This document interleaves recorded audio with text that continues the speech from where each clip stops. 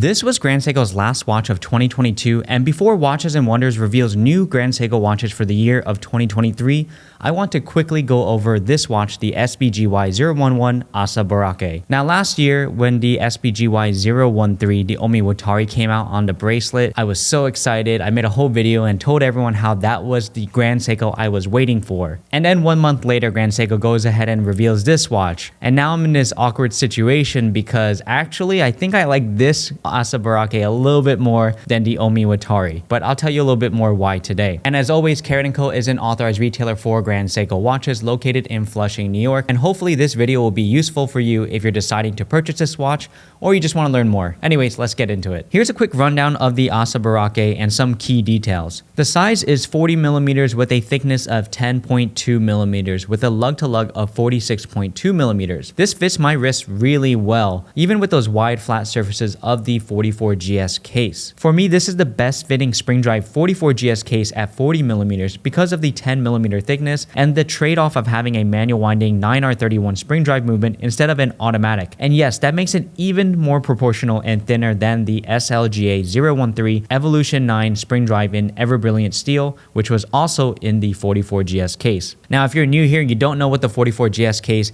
is, basically one of the first Grand Seiko cases that was created in the 1960s by a designer called Taro Tanaka. That means that this case is going to have wide flat surfaces that allow to show that distortion-free Zaratsu finishing, which really looks nice and catches the light really well. It's so reflective, I can see my teeth in the lugs, which is hilarious. Wait, why is my teeth funny? And besides that, most other Grand Seikos that use the 44GS case and have spring drive are around 12.5 to 13 millimeters of thickness. So if you just compare that to this Asaborake, Grand Seiko has already shaved off around 3 millimeters of thickness. And compared to the Omiwatari, the SBGY007 or the 013, they both have the same 10.2 millimeter thickness, except the Omiwatari is slightly smaller at 38.5 millimeters. The name Asaborake, as according to Grand Seiko, refers to the moment where dawn draws back the veil of night, or basically daybreak. And please excuse me if I'm mispronouncing Asaborake. Which makes sense why Grand Seiko chose this sparkly white dial to represent the crack of dawn over the mountainous landscape of Shinshu. And Shinshu is a region where Seiko Epson is and where all the Grand Seiko 9R spring drive and 9F quartz watches are produced and assembled. Now, even if you're tired of the storytelling of the dial inspiration from Grand Seiko, I really enjoy the look of this.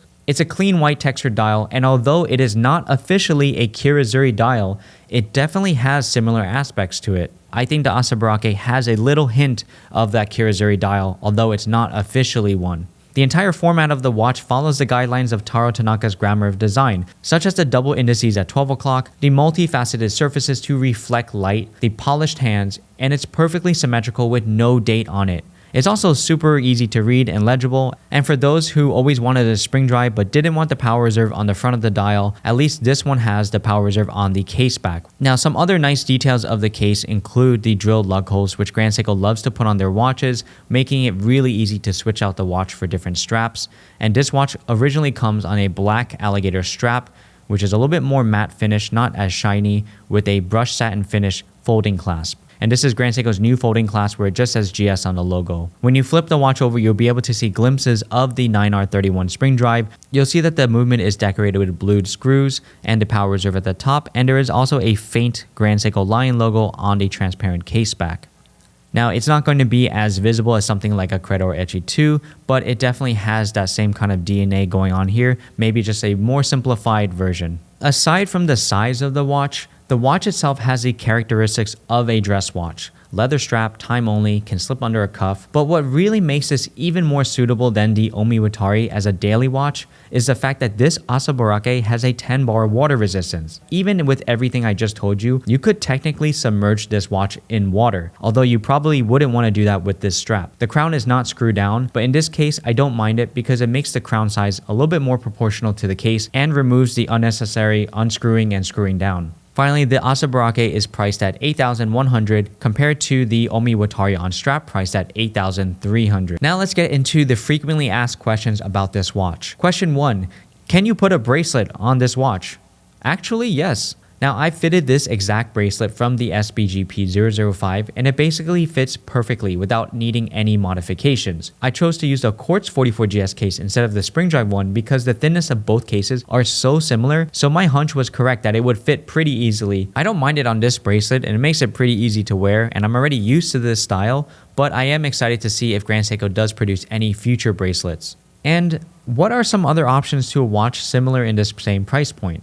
I think the best comparison to the Asaborake would be the Omega Constellation Globemaster. Both have 100-meter water resistance, an interesting dial, and it's a casual dressy watch that's good for everyday wear. While the Omega officially has a bracelet and strap offering, like mentioned earlier, you could order the bracelet to fit this 19mm lug width. And overall, my favorite kinds of Grand Seikos are the ones with a white dial or light colored dials, just because you get to see all of the little details they put into the finishing, the dial, the hands, how the light bounces off the seconds hand. It's very artistic how everything comes together to give you that little glimpse of enjoyment on the wrist. And because it is a white dial, it is super easy to match with straps. Like I mentioned, 19mm lug width. Just like what I did with the Omiwatari, you can basically throw on any strap color and it's basically a blank canvas. Knowing me, I'd probably throw it on a gray strap and call it a day. But hey, what do I know? Thanks so much for watching my video on the Grand Seiko SBGY011 Asaborake. If you love Grand Seiko and want to learn more, I have a whole playlist of Grand Seiko watches that I've reviewed and talked about on my channel, so you can check it out over here. Anyways, it's been a minute and I'll report back during Watches and Wonders. Bye!